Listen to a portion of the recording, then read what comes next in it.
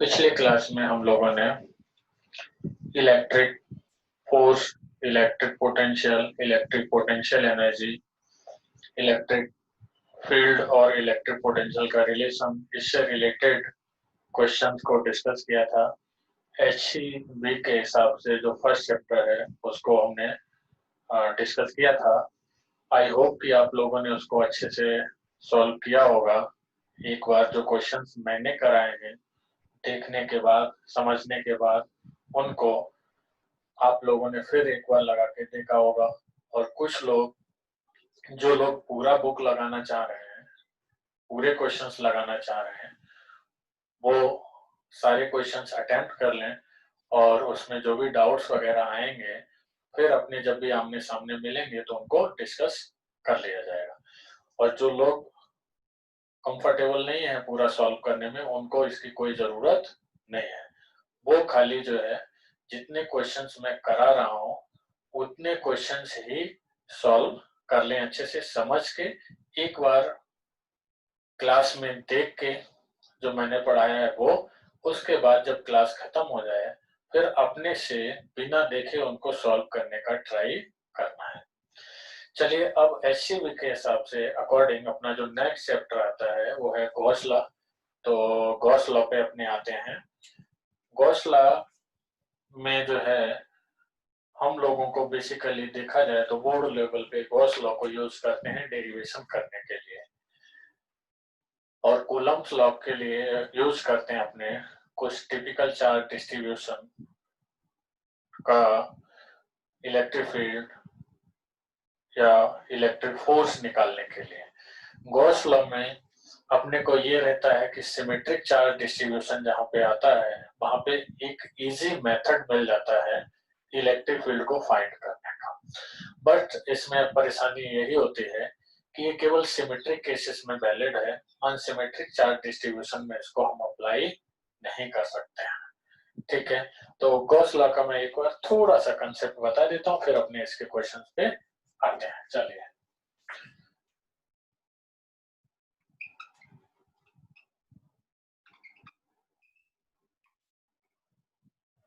Gauss Gauss law के according क्या होता है कि हमने एक क्लोज सरफेस के अंदर चार्ज लिए हुए हैं Q1 Q2, और क्लोज सरफेस के बाहर चार्ज लिया Q3 Q4। ये क्लोज्ड सरफेस है, बाउंड्री नहीं, ये क्लोज्ड सरफेस है।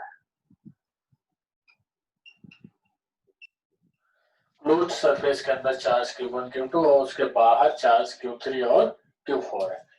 तो गॉस लॉ के अकॉर्डिंग क्या होता है, टोटल फ्लक्स इस क्लोज सरफेस से निकलने वाला होगा E dot ds equals to Q upon epsilon naught. मतलब ये है कि अपने फ्लक्स को इस क्लोज सरफेस के थ्रू दो तरीके से फाइंड कर सकते हैं, एक इलेक्ट्रिक फील्ड के थ्रू और एक चार्ज के थ्रू। क्लोज इंटीग्रेशन का मतलब ये है कि यहाँ पे एरिया इंटीग्रेशन लेना है। जनरली अपने यूज में आता है लाइन इंटीग्रेशन, जिसमें एक्स एक्सिस के लॉन्ग, वाई एक्सिस के लॉन्ग या जेड एक्सिस के लॉन्ग बात करते हैं। बट क्लोज का मतलब है एटलीस्ट अपने एक साथ दो डायरेक्शन में बात करेंगे जिससे कि एरिया कवर हो, एरिया पूरी की तरह से क्लोज हो। तो इसमें जो इलेक्ट्रिक फील्ड होता है E, ये हमें ध्यान रखना है, due to all the charges, due to all the charges. All the charges का मतलब यहाँ पे अगर हम देखेंगे तो क्या आएगा, Q1 Q2 Q3 and Q4। और जो Q आता है ये केवल आता है आपका charge inside the close surface. जैसे यहाँ पे Q1 और Q2, charge inside the close surface, charge inside the closed surface. तो यहाँ पे क्लोज सरफेस के अंदर चार्ज कौन कौन सा है, Q1 कॉमा Q2। तो इस तरीके से अपनों को गॉस लॉ को लेकर बात करनी है। फ्लक्स आपका दो तरह से निकाला जा सकता है, एक इलेक्ट्रिक फील्ड के थ्रू और एक इलेक्ट्रिक चार्ज के थ्रू। इलेक्ट्रिक फील्ड के through close integration E dot d S, और ये चार्ज के through Q upon epsilon not, दोनों से ही एक ही बात आती है। हाँ, इलेक्ट्रिक फील्ड जब भी निकालेंगे तो इसमें 100% कंडीशन ये रहती है कि चार्ज डिस्ट्रीब्यूशन सिमेट्रिक होगा तो ही इलेक्ट्रिक फील्ड फाइंड होगी। अनसिमेट्रिक चार्ज डिस्ट्रीब्यूशन में इलेक्ट्रिक फील्ड का फाइंड करना पॉसिबल नहीं है। हाँ, फ्लक्स आपका सिमेट्रिक और अनसिमेट्रिक दोनों में ही फाइंड कर सकते हैं। ओके, चलिए अब अपने जो है क्वेश्चंस पे आते हैं इसके। अब अपने क्वेश्चंस के ऊपर आएंगे। चलिए,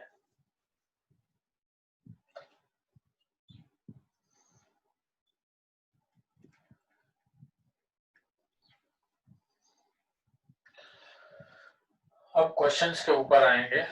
तो क्वेश्चंस में अपने को पहला क्वेश्चन दिया हुआ है, the electric field in a region is given by E equal to 3/5 E naught I cap plus 4/5 E naught J cap with E naught equal to 2 into 10 to the power 3 Newton per coulomb.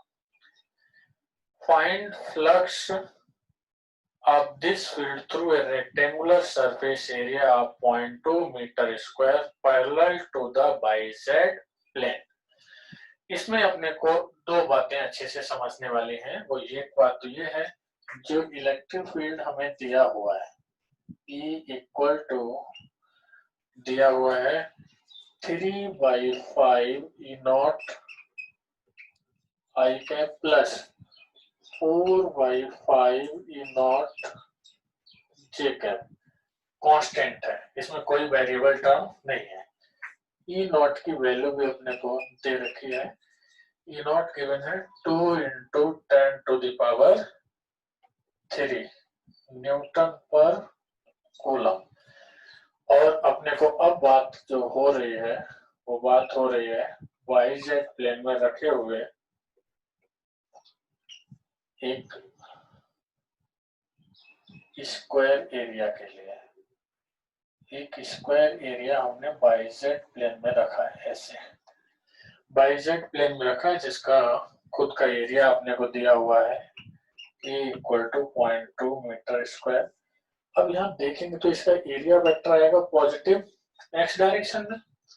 Area vector मतलब हम जहां से देखेंगे, ये YZ plane में रखा हुआ है तो इसको हम पॉजिटिव x से ही देख सकते हैं। तो पॉजिटिव x से देखेंगे तो एरिया वेक्टर आएगा पॉजिटिव x में 0.2 I कैप मीटर स्क्वायर। अब अपने को टोटल फ्लक्स की बात करनी है तो हम डायरेक्ट यहाँ पर इंटीग्रेशन ना करके डॉट प्रोडक्ट कर सकते हैं।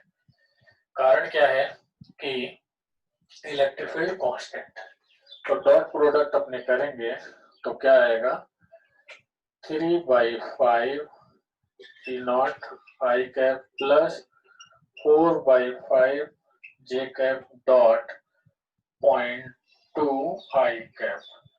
अब इसको सॉल्व कर लेंगे।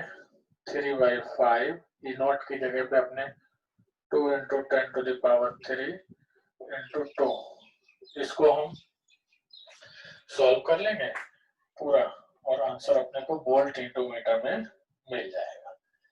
तो इसमें सीखने वाली बात अपनी ये थी कि अगर प्लेन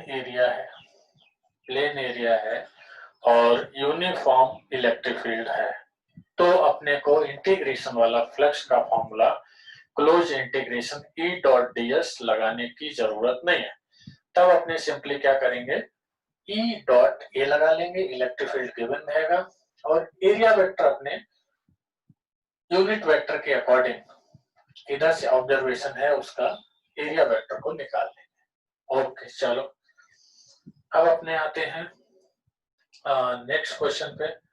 नेक्स्ट क्वेश्चन हमें जो दिया हुआ है वो नेक्स्ट क्वेश्चन जो हमें दिया हुआ है वो है fourth number question. The electric field in a region is given by E vector equal to E naught x upon L I cap. Find the charge contained inside the cubical volume bounded by the surfaces x equal to 0, x equal to plus minus a and y equal to 0, y equal to a, z equal to 0 and z equal to a. E naught is given as 5 into 10 to the power 3 Newton per coulomb, L equals to 2 centimeter and A equal to 1 centimeter. देखिए अपने fourth वाले question की बात करते हैं। Fourth वाले question में अपने को पहले एक क्यूब बनाना पड़ेगा।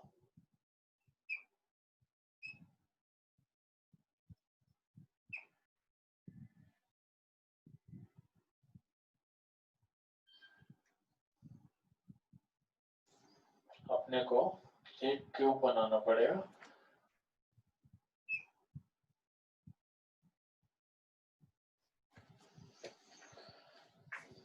अब ये क्यूब, इसको हम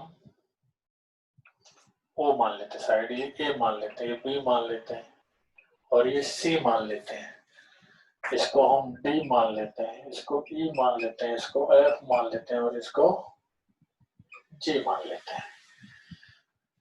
अब हमें ये ध्यान देना, इलेक्ट्रिक फील्ड जो डायरेक्टेड है वो डायरेक्टेड है पॉजिटिव x डायरेक्शन में। कितना दे रखिए, E equal to E naught x y L I cap newton पर कूलम, ये अपने को दे रखी है। मतलब ये है पॉजिटिव x डायरेक्शन में हमें इलेक्ट्रिक फील्ड गिवन है। अब अपने को ये ध्यान देना है कि इसमें 6 फेसेस हैं क्यूब के।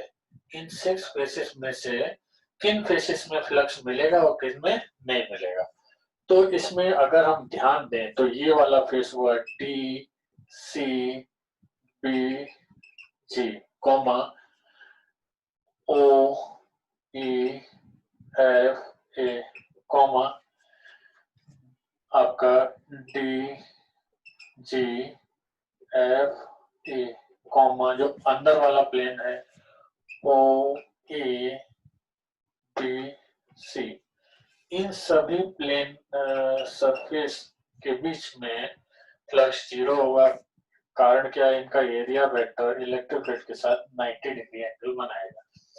या इसको लॉजिकली ऐसे समझेंगे, इन फेसेस को इलेक्ट्रिक फील्ड जस्ट टच करते हुए जाएगी, एंटर नहीं करेगी।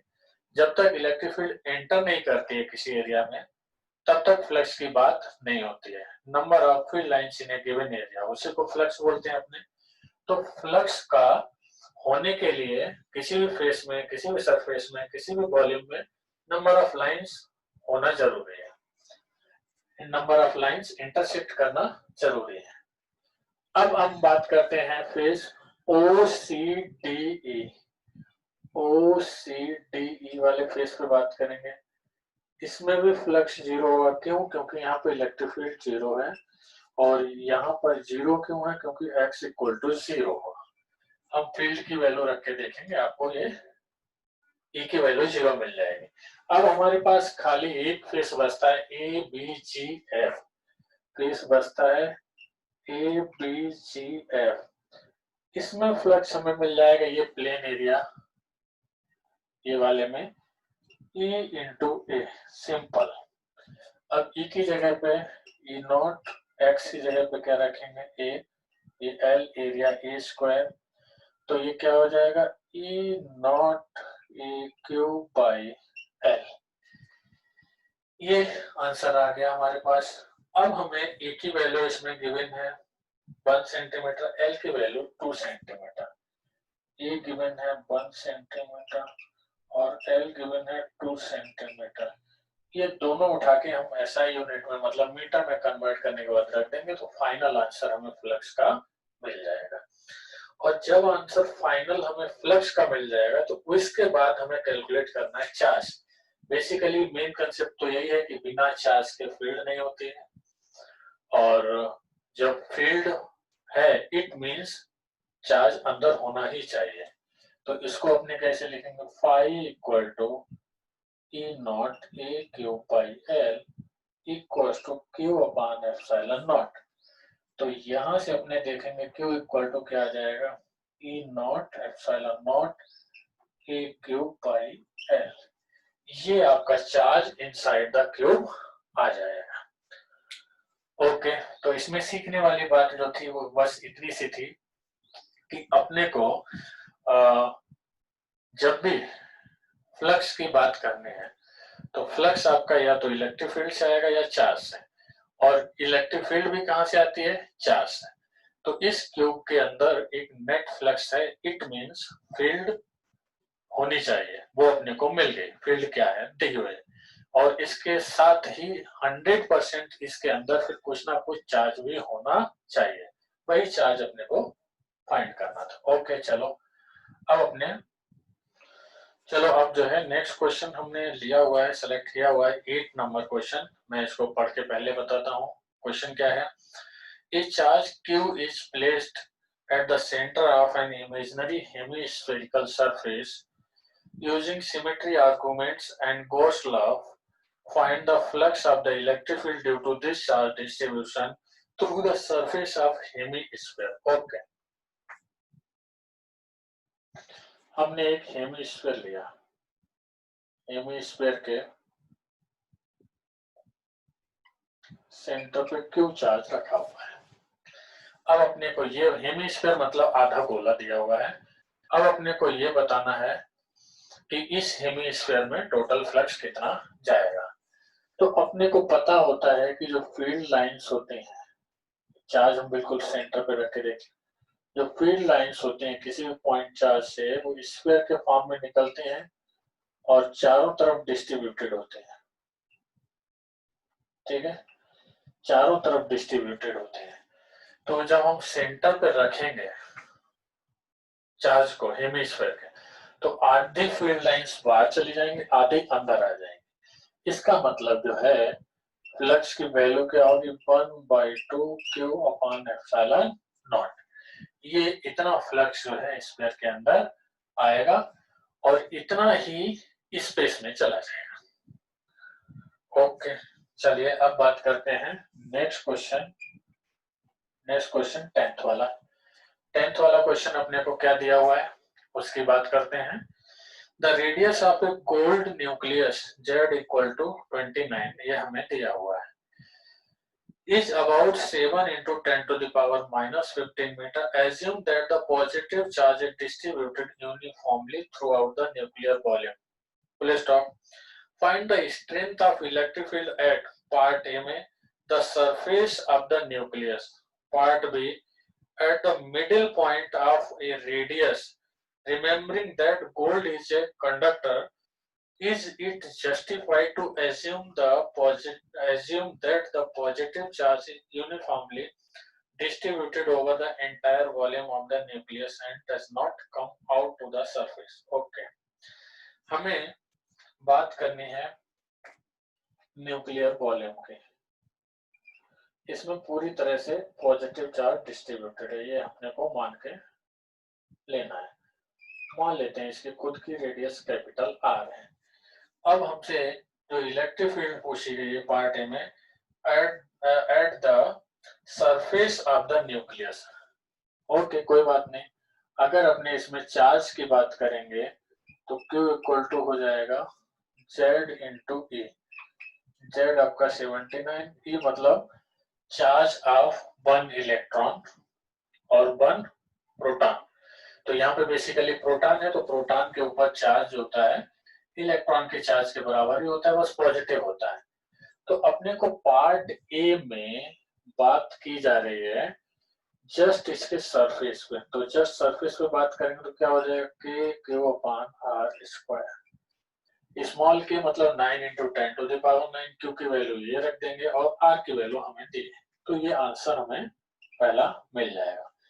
और अब जब यूनिफॉर्मली चार्ज डिस्ट्रीब्यूटेड होता है तो अंदर के किसी भी पॉइंट पे इलेक्ट्रिक फील्ड जो होती है वो होती है KQ/R/R3। यहाँ पे स्मॉल r का मतलब होता है distance of the point P inside point P from the centre. तो इसमें हमें हाफ ऑफ द रेडियस दे रखा है, तो स्मॉल r को हम क्या लेंगे? Capital R/2। सारी वैल्यू हम उठा के रख देंगे, हमें आंसर इसमें मिल जाएगा। ओके, अब बात ये आती है कि इसमें जो इन्होंने स्टेटमेंट नीचे दिया है कि गोल्ड एक जो है कंडक्टर है, बट क्या ये जस्टिफाइड है कि हमने यूनिफॉर्म चार्ज डिस्ट्रीब्यूशन मान लिया? हाँ बिल्कुल जस्टिफाइड है। इसमें दो बातें समझनी है अच्छे से। एक तो ये है जो भी चार्ज हम कंडक्टर को देते हैं बाहर से, एक्सटर्नल चार्ज, वो सरफेस पे आता है। जो इलेक्ट्रॉन और प्रोटॉन का चार्ज है जैसा डिस्ट्रीब्यूटेड है वो वैसा ही रहेगा।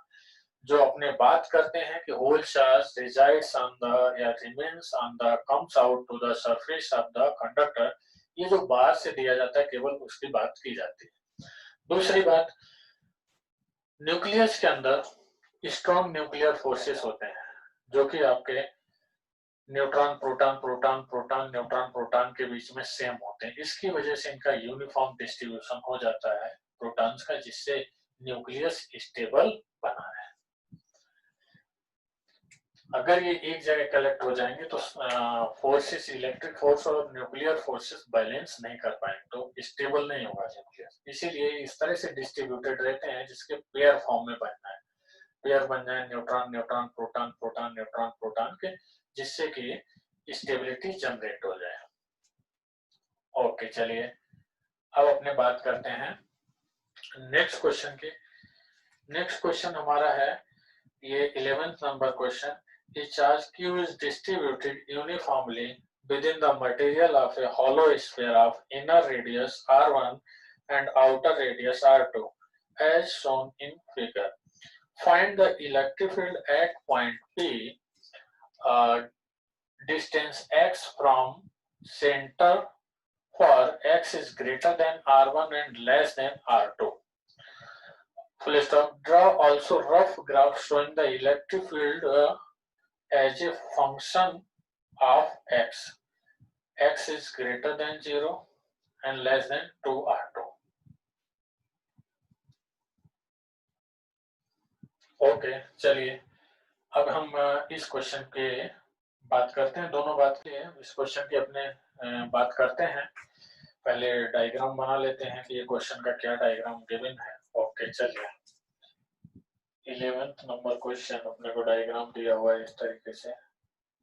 ये R1 रेडियस का स्फीयर है और बाहर दिया हुआ है R2 रेडियस का स्फीयर है, और इसके अंदर ये दिया है कि मटेरियल R1 और R2 के अंदर है और यूनिफॉर्मली डिस्ट्रीब्यूटेड है। R1 और R2 के अंदर ये मटेरियल है और ये डाइलेक्ट्रिक मटेरियल ही होगा, क्योंकि अगर कंडक्टिंग मटेरियल होता है तो जो भी चार्ज हम डिस्ट्रीब्यूट करते हैं वो सरफेस पे आ जाता है, और क्यू चार्ज इसमें डिस्ट्रीब्यूट किया गया है। अपने को x डिस्टेंस पे इलेक्ट्रिक फील्ड निकालने है, तो x डिस्टेंस के लिए अपने क्या करेंगे, x रेडियस का स्फीयर बनाएंगे, गॉसियन स्फीयर, और ये पॉइंट P पे अपने इलेक्ट्रिक फील्ड E बाहर की तरफ, और इसमें इंटीग्रेशन अपने को करना पड़ेगा क्योंकि एरिया वेक्टर हर पॉइंट पे सरफेस पे डिफरेंट मिलेगा। और दूसरी बात ये है कि हमने जैसा समझा है गॉस लॉ में चार्ज तो अंदर वाला होता है गॉसियन सरफेस पर, फील्ड दोनों की आती है, अंदर अंदर और बाहर। तो अपने जो है यहाँ पहले चार्ज निकाल लेते हैं जो x और R1 रेडियस के बीच में आएगा, वो चार्ज कितना होगा पहले निकालते हैं। Q charge per unit volume, per unit volume मतलब R2 क्यूब माइनस R1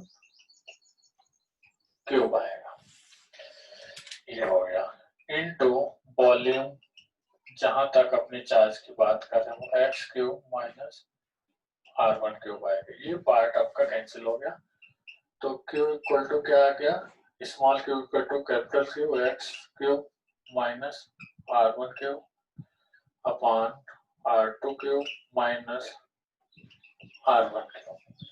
अब हम गॉस लॉ लगा देंगे। गॉस लॉ के अकॉर्डिंग क्या होता है, close integration E dot ds equal to small q upon epsilon naught, ये होता है। और E और ds के बीच दोनों सेंटर से अबे हैं, तो दोनों के बीच एंगल क्या होगा, 0। तो अपने डायरेक्ट ऐसे लिख सकते हैं E into 4 pi x square equal to 1 upon epsilon naught. और Q की जगह पे क्या लिखेंगे, Q into x cube minus R1 cube upon R2 cube minus R1 cube. तो E की वैल्यू जो हम निकालेंगे वो हो जाएगी Q upon epsilon naught x cube minus R1 cube upon 4 pi x square R2 cube minus R1 cube. अब अपने को थोड़ा x वाला एडजस्टमेंट करना पड़ेगा। x वाला अपने एडजस्टमेंट करेंगे तो फिर ये क्या आ जाएगा, q इंटू एक्स यहाँ ले लेते हैं x upon minus R1 cube अपान एक्स स्क्वायर और अपान क्या आ जाएगा epsilon not 4 pi epsilon naught और नीचे R2 cube minus R1 cube, ये चीज आ जाएगी। अब अपने को ग्राफ बनाना है। ग्राफ बनाना है 0 से 2R1 के बीच में। तो पहली बात तो इसमें हम जब भी अंदर की बात करेंगे, अंदर मतलब यहाँ सेंटर से R1 के बीच में, तो इलेक्ट्रिक फील्ड 0 ही होगी। और जब हम बात करेंगे इसमें R1 के और R2 के बीच में, तो इलेक्ट्रिक फील्ड अपने को मिलना शुरू होगी। तो हम जो है जब R1 और R2 के बीच में जाएंगे तो अपने को कुछ देखिए ये वेरिएशन दिया हुआ है। तो हम ये 0 से R1 के बीच में तो ग्राफ बनाते हैं जीरो फील्ड का, मतलब line touching to x axis. इसके बाद क्या होगा, हम जैसे ही R1 से R2 के बीच में जाएंगे तो आपका जो है यहाँ 0 से फील्ड थोड़ा थोड़ा बढ़ना शुरू होगा। 0 से हम यहाँ से जैसे ही R1 से क्रॉस करके जाएंगे तो थोड़ा थोड़ा फील्ड हमारा बढ़ना शुरू होगा, और किस पॉइंट पे मैक्सिमम होगा ये हम आसानी से बता सकते हैं। तो इसके लिए कुछ इस तरीके का ग्राफ आ जाएगा। और फिर हम बात करेंगे कि जब बाहर जाएंगे, तो जब जस्ट बाहर जाएंगे तो ये फिर से जो है घटना शुरू होगा। कुछ इस तरीके का ग्राफ जो है मिलेगा। तो अपने जो है इस तरीके से इसमें बना सकते हैं। जैसे जैसे गए बीच में मैक्सिमम हुआ, मैक्सिमम होने के बाद जैसे बिल्कुल बाहर जाएंगे फिर धीरे धीरे घटता जाएगा और इंफिनिटी पे 0 हो जाएगा। चलिए अब अपने जो है नेक्स्ट क्वेश्चन की तरफ बढ़ते हैं। इसमें नेक्स्ट जो है नेक्स्ट क्वेश्चन की बात करते हैं। नेक्स्ट क्वेश्चन 13 नंबर क्वेश्चन अपने देखते हैं। इसमें क्या दिया हुआ है, consider the following very rough model of beryllium atom. The nucleus has 4 protons and 4 neutrons confined to a small volume of 10 to the power minus 15 meter. Full stop. The two 1s electron make a spherical charged cloud at an average distance of 1.3 into 10 to the power minus 11 meter from the nucleus, comma, whereas the two 2s electron make another spherical cloud at an average distance of 5.2 into 10 to the power minus 11 meter from the nucleus. Find the electric field at point just inside the 1s cloud. Part B, a point just inside the 2s cloud. ये question भी अपना कुछ कुछ उसी तरीके से है जैसा एक क्वेश्चन अपने ने किया था कि न्यूक्लियस के अंदर प्रोटॉन्स का चार्ज यूनिफॉर्म मैनर में डिस्ट्रीब्यूटेड है। वही बात हम यहाँ पे लेके चलेंगे। न्यूक्लियस के अंदर पूरा चार्ज डिस्ट्रीब्यूटेड है, बेरिलियम है तो इसमें पूरा चार्ज जो होगा वो 4e के बराबर होगा। अब इसके बाहर स्फेरिकल क्लाउड है 1s इलेक्ट्रॉन का, 1s एनर्जी लेवल। इसके बाद क्लाउड है क्लाउड है इसका मतलब जो है अपने ये मानेंगे कि यूनिफॉर्मली 2 इलेक्ट्रॉन का चार्ज डिस्ट्रीब्यूटेड है और ये भी यूनिफॉर्मली डिस्ट्रीब्यूटेड है। और न्यूक्लियस की रेडियस हम कैपिटल आर मानते हैं, ये डिस्टेंस r1 मानते हैं और 2s वाले के लिए r2 मानते हैं। यहाँ पे चार्ज जो होगा न्यूक्लियस के अंदर प्लस का 4e होगा क्योंकि 4 प्रोटॉन इसके अंदर डिस्ट्रीब्यूटेड है यूनिफॉर्म मैनर में। न्यूट्रॉन पे कोई चार्ज है नहीं तो उनका चार्ज की बात अपने को नहीं करनी है। अब बात आती है कि हमें कहाँ कहाँ पे निकालना है। पहला हमें निकालना at point just inside the 1s cloud. Okay, तो जब अपने बिल्कुल जस्ट 1s क्लाउड के अंदर जाएंगे तो ना तो 1s का 2 इलेक्ट्रॉन काउंट होंगे ना 2s के, केवल न्यूक्लियस का चार्ज काउंट होगा, बट डिस्टेंस जो होगी सेंटर से वो r1 मानी जाएगी। तो E इक्वल टू अपने क्या करेंगे के क्यू अपान r1 का होल स्क्वायर। क्यू का मतलब यहाँ पे होगा चार्ज ऑफ 4 प्रोटॉन और r1 का मतलब हमें जो 1s क्लाउड की रेडियस गिवन है 1.3 into 10 to the power -11 metre हो गई और स्मॉल के का मतलब मालूम है क्या होता है 9 इंटू 10 टू द पावर 9 होता है। वो रख देंगे, आंसर हमें मिल जाएगा। अब बात करते हैं पार्ट बी में। पार्ट बी में ये बोला है just inside the 2s cloud. तो इसका मतलब ये 2s क्लाउड में जो 2 इलेक्ट्रॉन है वो छोड़ देने, अपने को 1s इलेक्ट्रॉन वाले क्लाउड के 2 इलेक्ट्रॉन काउंट करने हैं और न्यूक्लियस का पूरा चार्ज प्लस और e काउंट करना है। तो इस केस में पहले हम टोटल चार्ज ही लिख देते हैं जो कि सेंटर पे माना जा सकता है। वो क्या हो जाएगा 4e माइनस 2e मतलब प्लस का 2e। अब इलेक्ट्रिक फील्ड इसमें फिर से कैसे लिखेंगे के क्यू डैश अपान r2 का होल स्क्वायर। हमने यहाँ पे क्यू डैश तो बता ही दिया क्या है और r2 इसमें हमें गिवन है, r2 हमें गिवन है 5.2 into 10 to the power -11 metre. 5.2 into 10 to the power -11 metre ये दिया हुआ है। ठीक है, तो ये आप दोनों में पार्ट में कैलकुलेशन कर लेंगे, आंसर एग्जैक्ट हमें मिल जाएगा। इसमें बहुत अच्छे तरीके से एक्सप्लेन है कि 1s क्लाउड मतलब पूरा का पूरा यूनिफॉर्म डिस्ट्रीब्यूशन है चार्ज का। 2s क्लाउड मतलब 2 इलेक्ट्रॉन का चार्ज 2s के ऊपर पूरी तरह से बाउंड्री पे डिस्ट्रीब्यूटेड है। और अपने को कंसेप्ट मालूम है स्फेरिकल चार्ज डिस्ट्रीब्यूशन में जैसे ही बाहर जाते हैं सारा का सारा charge as a point charge centre पे कंसीडर होता है। वही काम हमने इसमें किया, तो अच्छा सीखने वाला क्वेश्चन था अपना। ओके चलो, अब अपने जो है नेक्स्ट क्वेश्चन आते हैं 16 वाले पे। नेक्स्ट 16 वाला question, a long cylindrical volume contains a uniformly distributed charge of density rho plus tau. Find the electric field at a point P inside the cylindrical volume at a distance x from this axis. देखिए अपने ने जो derivation किए होते हैं line charge का किया होता है जनरली, या सिलेंडर का भी किया होता है, फॉर्मूला पढ़ा होता है।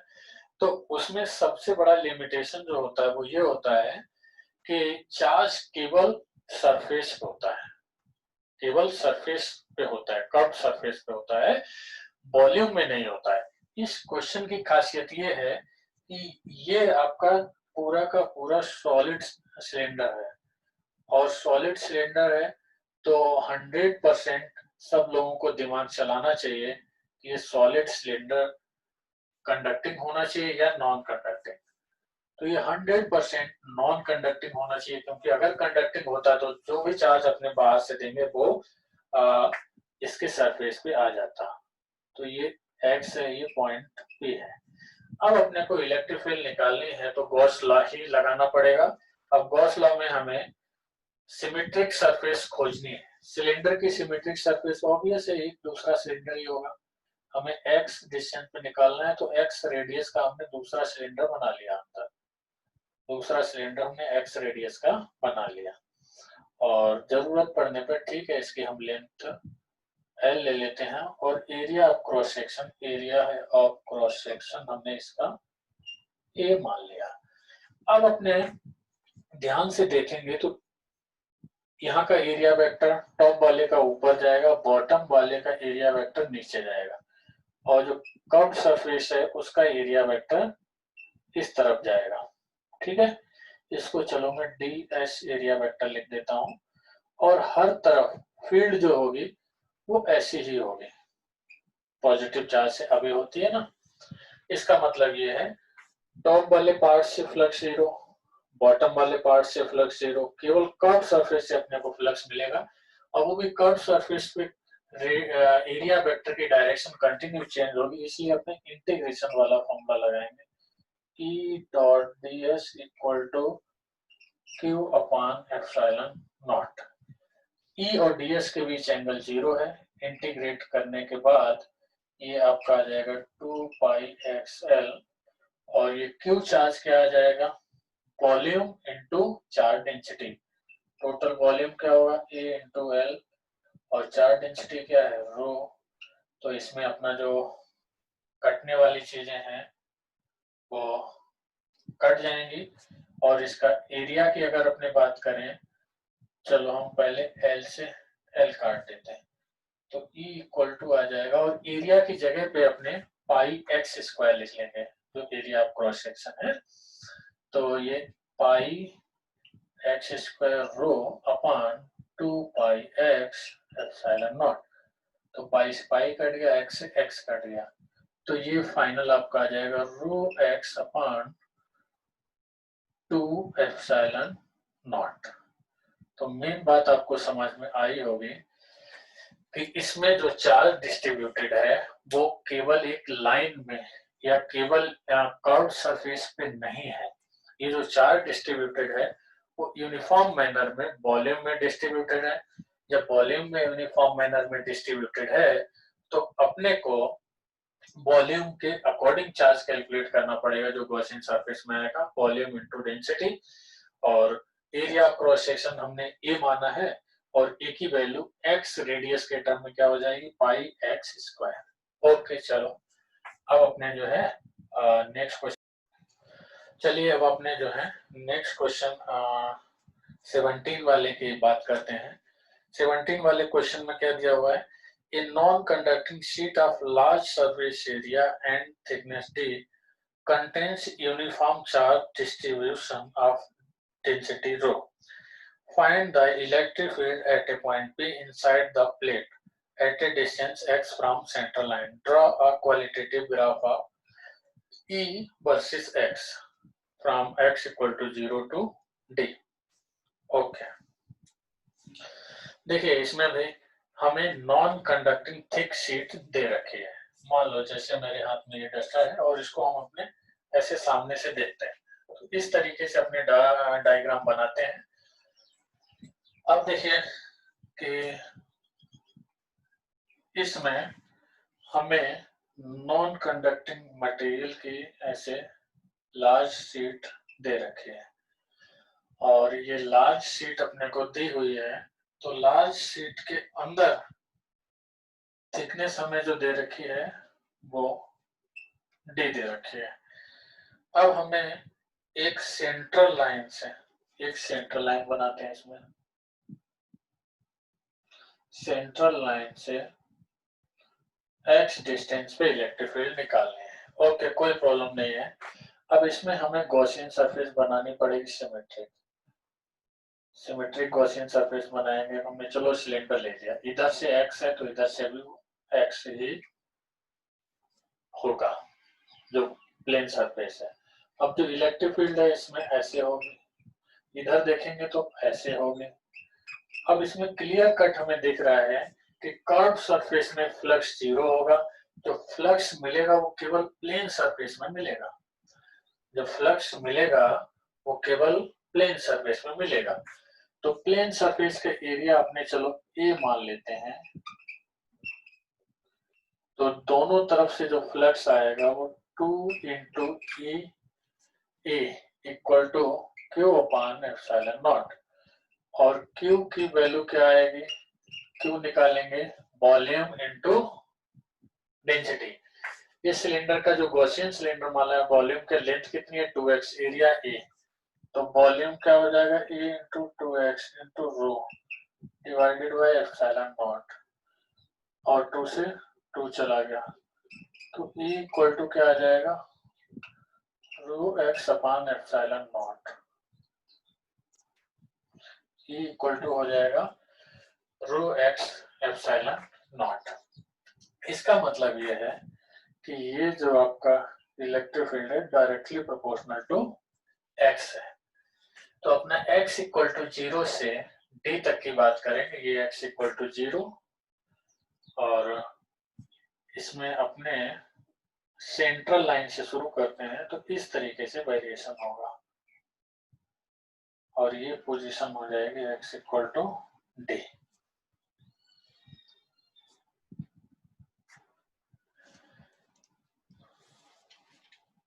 हमें ग्राफ यही बताना था, x equal to greater than 0 and less than d से, तो ये हमने सेंटर माना है, तो ये बेसिकली d/2 बोला जाएगा, पोजीशन d नहीं बोला जाएगा, क्योंकि हमने ये सेंटर x इक्वल टू 0, तो ये प्लस d/2 और ये माइनस d/2, तो ये हमें वेरिएशन इलेक्ट्रिक फील्ड का मिल जाएगा।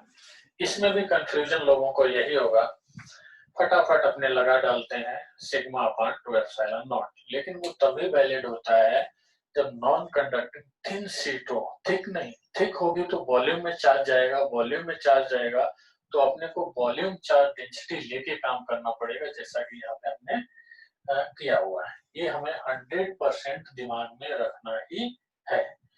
चलिए अब अपने जो है इसके बाद 19 वाले क्वेश्चन की मैं रीड करता हूँ पहले। One end of a 10 centimeter long silk thread is fixed to a large vertical surface of charged non-conducting plate, and other end is fastened to a small ball having a mass 10 gram and charge of 4 into 10 to the power minus 6 coulomb. Full stop. In equilibrium, the thread makes an angle of 60 degree with the vertical. Find the charge density on the plate. इसमें जो है कुछ बात ऐसी नहीं बोली है, तो अपने थिन नॉन कंडक्टिंग शीट लेके चल लेंगे, कोई प्रॉब्लम नहीं है। देखिए हमने थिन नॉन कंडक्टिंग शीट ले ली जिसपे पॉजिटिव चार्ज डिस्ट्रीब्यूटेड है, और हमने इसको एक साइड से देखा, ऐसे एक साइड से देखेंगे तो एक लाइन जैसा दिखेगा, और इसकी चार्ज डेंसिटी हमने ले ली सिग्मा, और इसमें एक पॉइंट पे एक बॉल स्ट्रिंग को अटैच किया और दूसरे पॉइंट पे स्ट्रिंग के एक बॉल अटैच की, तो बॉल पे दो फोर्स लगेंगे, एक तो फोर्स लगेगा इलेक्ट्रिक फोर्स और एक फोर्स लगेगा mg। इन दोनों के इन्फ्लुएंस में तीसरा स्ट्रिंग के अंदर फोर्स आ जाएगा, जो कि है टेंशन T। जब टेंशन T आ गया है और इक्विलिब्रियम पोजीशन पे ये रुक गया है, तो इसमें अपने को वर्टिकल से 60 डिग्री एंगल, चलो हम थीटा मान लेते हैं, सिर्फ एंगल की वैल्यू बाद में। तो पूछा गया find the charge density on the plate, यानी सिग्मा अपने को फाइंड करना है। चलो हम एक जनरल तरीके से सॉल्व करते हैं। ये थीटा है तो ये वाला एंगल भी थीटा होगा। हमें जो है ये x में है, ये y में है, तो इन दोनों के कंपोनेंट नहीं करने, टेंशन का करना है। टेंशन का ये कंपोनेंट किस में आएगा, साइन में, और वर्टिकल वाला किस में आ जाएगा, कॉस में। एंगल के साथ वाला कंपोनेंट कॉस में होता है और दूसरा वाला नॉर्मल हमेशा साइन में होता है। तो अपने अब जो है क्या करेंगे, t sine theta equal to QE, t sine theta equal to QE, और t cos theta equal to mg, ये लिखेंगे। अब दोनों को डिवाइड कर लेते हैं, फर्स्ट डिवाइडेड बाय सेकेंड, तो यहाँ से क्या आएगा, tan theta equal to QE by mg, और E अपने को मालूम है ये होता है सिग्मा अपॉन 2 एप्सिलॉन नॉट। तो इस तरीके से अपने सिग्मा को फाइंड कर लेंगे। एप्सिलॉन नॉट मालूम, m मालूम, g, q, थीटा भी सब कुछ गिवन है, तो ये अपने सारी वैल्यू रख देंगे, अपने को सिग्मा पता चल जाएगा। अब इसी से रिलेटेड काफी हद तक क्वेश्चन है 20 वाला, वो भी साथ में कर लेते हैं, तो काफी चीजें क्लियर हो जाएंगी। 20 वाले में अपने से पार्ट ए में पूछा है find the tension in the string in equilibrium in the previous question. Okay, तो हम 20 वाले के लिए टेंशन निकालने के लिए क्या करेंगे, फर्स्ट और सेकंड का स्क्वायर करके ऐड कर देंगे। टी स्क्वायर बाहर आ जाएगा, sine square theta plus cos square theta equal to Q E का whole square plus M G का होल स्क्वायर। ये तो 1 होता है sine square theta plus cos square theta, तो टी इक्वल टू क्या आ जाएगा, अंडर रूट क्यू ई का whole square plus M G का होल स्क्वायर। ये आ गया टेंशन टी। और बी वाले पार्ट में इसमें ये पूछा है कि suppose the ball is slightly pushed a side and released, find the time period of small oscillation। मतलब बॉल को थोड़ा सा एक साइड हमने खींच के छोड़ दिया तो टाइम पीरियड ऑसिलेशन का बताना है। तो t इक्वल टू क्या है, 2 पाई अंडर रूट एल अपान, हम g की जगह पे g डैश लेंगे और g डैश का यहाँ पे मीनिंग क्या होगा, under root g square plus q e by m का होल स्क्वायर। ई की जगह पे क्या रखेंगे, सिग्मा अपॉन 2 एप्सिलॉन नॉट। हमने जो रिजल्टेंट फोर्स की बात की है, टेंशन तो डिस्टर्ब करेगा नहीं कभी भी, हम जैसे इसको डिस्प्लेस करके छोड़ेंगे तो ये सर्कुलर मोशन की स्पेशल कंडीशन हो जाती है जिसमें a directly proportional to minus x हो जाता है, तो ये SHM बोला जाता है। तो ये टेंशन तो हमेशा नॉर्मल रहेगा पाथ के, तो इसका कोई रोल नहीं, रोल रहेगा QE और mg का।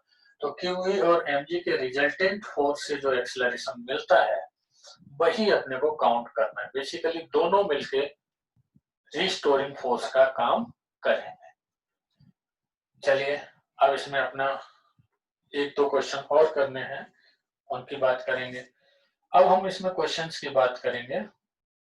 अब हम जो बात करेंगे क्वेश्चन नंबर 23 और 24, दो क्वेश्चन की और बात करेंगे, तो इसमें लगभग सारे कंसेप्ट अपने यहाँ तक कवर हो जाते हैं।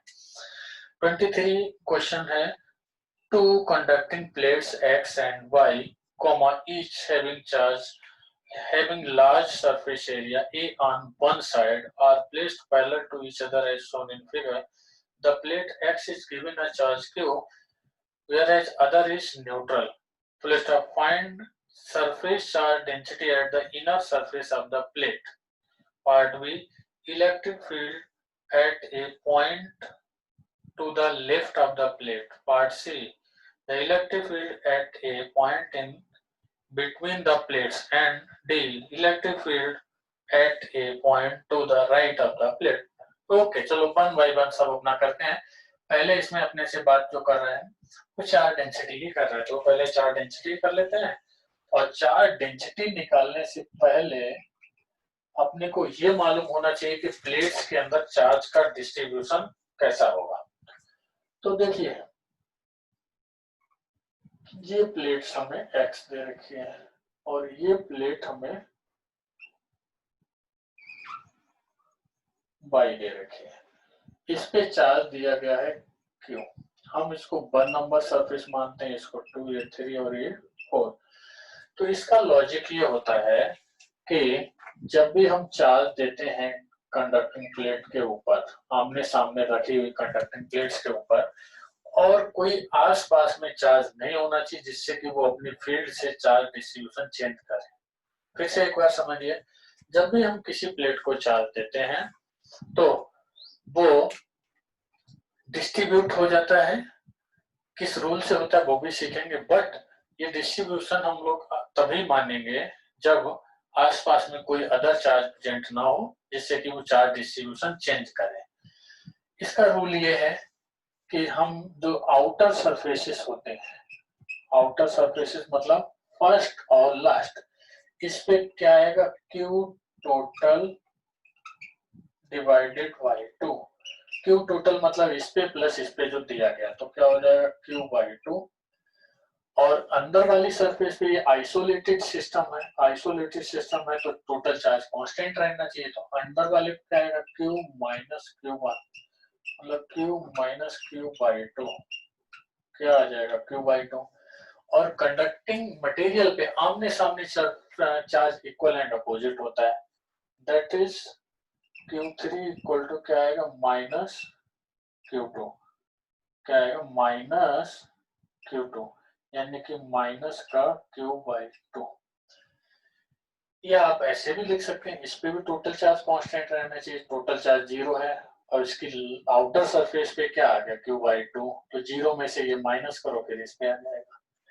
बट ऐसे ज्यादा अच्छा समझने में रहता है, आमने सामने वाली सरफेसेस पे जो चार्ज होगा वो इक्वल एंड अपोजिट होता है कंडक्टिंग सरफेस में, नॉन कंडक्टिंग में नहीं।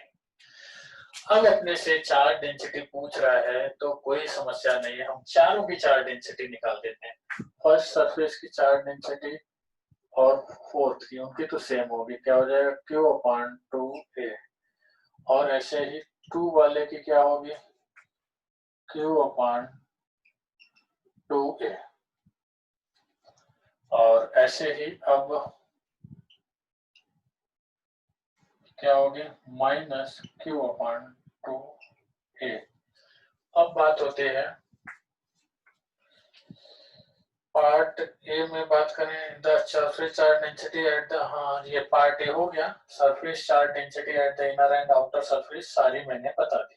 अब बी वाले पे electric field at A point two the left of the plates, left मतलब हो गया ये वाला पॉइंट, हम बात करते हैं ये पी, और बीच में जो पॉइंट है उसकी हम बात करते हैं क्यू, और जो राइट में पॉइंट है उसकी हम बात करते हैं आर। एक बात हमेशा याद रखना, हमने रटा हुआ होता है उसको डिराइव भी कर सकते हैं, जो कि यहाँ पे जरूरत नहीं है। किसी भी कंडक्टिंग सरफेस के जस्ट बाहर नॉर्मल डायरेक्शन में इलेक्ट्रिक फील्ड होती है सिग्मा अपान एप्सिलॉन नॉट। तो लेफ्ट में अपने पी पॉइंट पे देखेंगे तो बाकी को नहीं देखना है, जो पास में सरफेस होती है उसी की चार्ज डेंसिटी देखनी, और पॉजिटिव है तो इसका मतलब लेफ्ट वाले पे देखेंगे तो आपकी इस तरीके से नेगेटिव एक्स में जाएगी इलेक्ट्रिक फील्ड, और इसकी वैल्यू क्या होगी, sigma one upon epsilon not. Sigma one की वैल्यू रख दो भाई, sigma one Q upon two A epsilon not, कोई दिमाग लगाने की जरूरत नहीं है। अब ये डिस्ट्रीब्यूशन अगर दिखाना है तो दिखा भी सकते हो, ये भी प्लस है और यहाँ पे आप देखेंगे ये भी माइनस, और सॉरी ये भी प्लस होगा, माइनस क्यों होगा, ये भी प्लस है और सामने ये माइनस है और ये प्लस है, जिससे कि लोगों को समझने में ज्यादा डिफिकल्टी ना हो। अब क्यू वाले पॉइंट पे देखेंगे, क्यू वाले में चाहे चार्ज डेंसिटी इसकी लो या इसकी लो, दोनों से ही रिजल्ट आएगा और सेम आएगा। अब किधर आएगा ये, देखिए पॉजिटिव टू नेगेटिव, मतलब नेगेटिव एक्स डायरेक्शन में ये आ जाएगा आपका sigma two upon epsilon naught. मतलब देखो सिग्मा टू हमने लिखा हुआ Q upon two epsilon naught ए। अब आर पे बात करेंगे तो फोर वाली चार्ज डेंसिटी लेनी है, बट जो रिजल्ट होगा वो रिजल्टेंट होता है, चार्ज डेंसिटी अपने को नियर बाई कंडक्टिंग सरफेस की लेनी है। तो ये ई आर इक्वल टू क्या करेंगे, sigma four divided by epsilon naught, तो ये भी आ जाएगा Q upon two epsilon naught ए। ये आपका देखिए नियर बाई सरफेस की देखनी, और ये देखनी है कि ये पॉजिटिव है नेगेटिव, पॉजिटिव है तो जाहिर सी बात है away from positive charge field की डायरेक्शन होती है, मतलब किधर हो जाएगा, नेगेटिव एक्स डायरेक्शन। तो इन शॉर्ट अपने बात करेंगे तो P वाले पॉइंट पे, सॉरी P वाले पॉइंट पे नेगेटिव एक्स डायरेक्शन में, Q वाले पॉइंट पे और R वाले पॉइंट पे पॉजिटिव एक्स डायरेक्शन में फील्ड होगी। या आपने ये बोल सकते हैं P वाले पॉइंट पे लेफ्ट साइड में, Q वाले पे राइट साइड में और R वाले पे भी राइट साइड में। चलिए अब इसमें जो है एक क्वेश्चन हम लोग और करके देखेंगे, लास्ट वाला क्वेश्चन और कर, चलिए इसमें हम लोग लास्ट वाला क्वेश्चन एक और करने की बात हो रही थी, उसको भी करके देखते हैं। उसमें क्या बोला है, 24 नंबर क्वेश्चन है, 3 identical metal plates with large surface areas are kept parallel to each other as shown in figure. The left most plate is given as charge Q comma, rightmost is charged -2q while middle one remains neutral. Full stop. Find the charge appearing on outer surface of the rightmost of the plate. Okay. चलिए भाई, इसमें अपने बात करते हैं 24 question की अपने बात करते हैं। इसमें 3 प्लेट अपने को पैरेलल गिवन है, 3 प्लेट इस पे चार्ज दिया है क्यों, और एक जो प्लेट है बीच में उस पे चार्ज कुछ भी नहीं दिया, मतलब न्यूट्रल है, और एक प्लेट जो लास्ट में उस पे चार्ज दिया हुआ है -2 क्यों। तो हम इन पे सब पे डिस्ट्रीब्यूशन निकाल देते हैं। फर्स्ट और लास्ट पे क्या आएगा, टोटल चार्ज डिवाइडेड बाई 2 यानी q -2q/2 यानी क्या हो जाएगा -q/2, क्या हो जाएगा -q/2। अब बात करते हैं 2 वाले पे। 2 वाले पे क्या है, टोटल चार्ज q है, कुछ इस पे आ गया तो बचा हुआ 2 पे जाएगा, तो q -q1 मतलब q माइनस मतलब ये q/2, तो इधर क्या आ जाएगा 3q/2। अब बात आती है 3 पे। 3 पे charge equal and opposite to q2 यानी -q2 यानी कि -3q/2। अब बात आती है 4 पे। टोटल चार्ज इस पे 0 है तो 0 ही रहना चाहिए क्योंकि किसी दूसरे से कनेक्टेड नहीं है। 0 में से कुछ इधर चला गया तो इसका मतलब बचा हुआ इधर आएगा -3q/2 यानी क्या हो जाएगा 3q/2। अब बात करते हैं अपने 5 वाले में। 5 वाले में क्या होगा, इक्वल एंड अपोजिट टू 4 यानी कि ये आ जाएगा -3q/2, और ऑलरेडी हमने 6 पे निकाला हुआ है तो कोई परेशानी नहीं है। हम लोगों ने इस तरीके से ये गॉस लॉ के HCB के काफी अच्छे क्वेश्चंस और काफी संख्या में डिस्कस कर लिए हैं। इसमें भी मैं एक बार फिर रिपीट कर दूं, जो लोग सारे क्वेश्चन लगा सकते हैं वही अटेम्प्ट करें, जो लोग सारे नहीं लगा सकते हैं तो जितने क्वेश्चंस मैंने बताए हुए हैं, जितने क्वेश्चंस मैंने इसमें कराए हुए हैं, उतने क्वेश्चंस को एक बार देखने के बाद, लेक्चर अटेंड करने के बाद फिर से दोबारा से लगा के देख लेंगे, कोई कंसेप्चुअल क्लियरिटी में जिससे प्रॉब्लम ना रहे। चलिए, और नेक्स्ट टाइम अपने कैपेसिटर पे आएंगे, तो कैपेसिटर पे जब अपने आएंगे तो कैपेसिटर के लिए सभी लोग कैपेसिटर की थ्योरी जो भी सर ने पढ़ाई है वो सारी की सारी एक बार रीड करके रखेंगे। कैपेसिटर थोड़ा सा बड़ा चैप्टर है तो उसको अपने 2 क्लास में कवर करेंगे। तो जितनी थ्योरी है सर की पढ़ाई वो पूरा का पूरा रीड करके रखेंगे, क्योंकि HCB में क्वेश्चन जो है कई बार हम लोग थ्योरी बाद में पढ़ते हैं और क्वेश्चन उन्होंने पहले दिया हुआ था, तो पूरी थ्योरी रीड करके रखेंगे। ओके, बेस्ट ऑफ लक, अच्छे से करते रहिए।